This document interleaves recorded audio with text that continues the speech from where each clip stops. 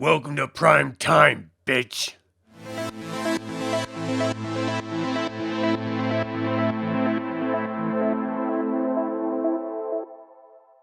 Welcome to Evil Live, the live media commentary show that answers the question, if you die in your dream, do you die in real life? Subscribe if you're new to the channel, because today we are continuing our In Nomine series with this episode, Styles of Play, A Nightmare on Elm Street. A Nightmare on Elm Street is part of my DNA. I remember vividly waking up as a young child and watching Freddy's Revenge on HBO. It terrified me. I ended up getting the poster and hanging it on the back of my door, and even the poster of Freddy terrified me. It sent me on a lifelong obsession with horror films and exposed me to humor in horror, a notion that would pay dividends when I saw Evil Dead 2 years later.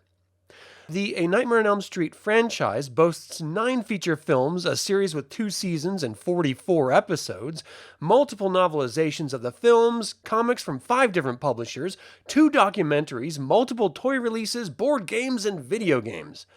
It's safe to say that A Nightmare on Elm Street is one of the top 5 horror franchises of all time, and in my humble opinion, deservedly so. It's no surprise that there hasn't been an official tabletop role-playing game or TTRPG released for the franchise, as it's pretty isolated to a single bad guy. But the premise is one that is easily translated to one-off sessions in your favorite TTRPG, or a whole campaign seamlessly played with In Nomine. Yeah, you knew I was going there. But again, how does one translate the horror, comedy, and action of A Nightmare on Elm Street to a campaign in any TTRPG, let alone In Nomine? It's actually simpler than you may think. In the last episode about playing an Evil Dead-styled campaign with In Nomine, I addressed the use of either dissonance or mind hits to interpret the horror elements of a campaign. And while there doesn't need to be a game mechanic to roleplay horror, if a player is simply incapable of role-playing, you can add one of the following as an option. Let's start with mind hits. It's difficult to know if you should be terrified in a dream. Nearly every dream I have ever recalled has elements that should on their face be terrifying or strange. But the second you are hurt in your dream, well, then there can be no mistake. You should be terrified. Especially if you wake up and can see the wounds you suffered. So I would suggest for every 4th of your mind points taken in damage, you should grow increasingly fearful while you are awake and while you are asleep. If you need to put numbers to it for a game mechanic, I would say it would decrease your celestial and ethereal characteristic target numbers of intelligence, precision, will, and perception by 2 points for every 4th of damage you take on your mind hits. Equally, if you want to use dissonance as the game mechanic, have the player character or PC receive a note of dissonance for every attack they take damage from while in the ethereal realm or the marches. This will quickly develop into discords which will affect the PC's emotions and mind, a perfect result to being hunted. But how do we deal with the dream state, you ask? Well, In Nomine has that built right in. The marches are the dream world.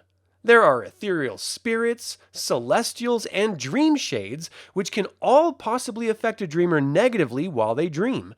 Yes, some of them require specific songs or attunements to do so, but that's easily overcome through monster design.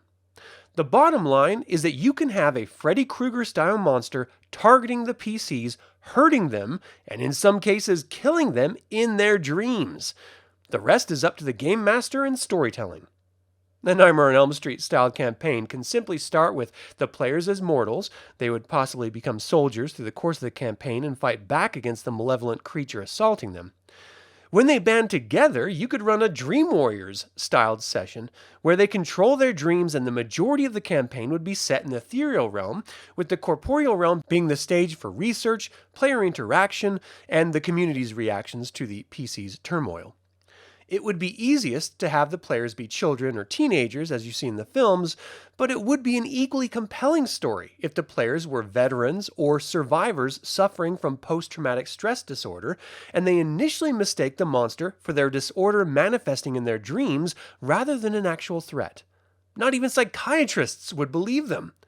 It could be a time-based game which sees the PCs racing to prove the existence of or defeat the monster in their dreams before they are placed in a mental institution or locked up. Playing on real-world stigma and pain to tell a compelling story requires the player's understanding and acceptance, however. There are endless ways to begin or conclude these stories as well. Start as the parents protecting their children and murdering the accused. Were they correct in their judgment? Did they kill the right monster? What are the repercussions on the children afterward? This way, the campaign begins in the corporeal realm and evolves to the ethereal. If the antagonist is a demon or spirit, you could drag them into the corporeal realm and confront them like they're in the films as well. Perhaps the PCs get locked up and their wounds still manifest on their body after sleep. Would the institution's personnel be questioned? Would one of them believe the victim and help them escape or confront their antagonist? A Nightmare on Elm Street pits players against their own minds and challenges their credibility with the surrounding cast of friends, family, and citizens. This isolates them from their support group and forces them to deal with the problem or possibly die. I cannot imagine a better system than In Nomine for this type of storytelling, and it is something that I am incredibly excited to run. You should definitely try this style of campaign with In Nomine if you have the opportunity. Thank you for watching today's In Nomine episode. Subscribe and ring the bell if you're new to the channel. Don't forget to click the like button and comment to let others learn about this award-winning role-playing game and this channel. And as always, remember that evil spelled backwards is live, so get out there and be evil.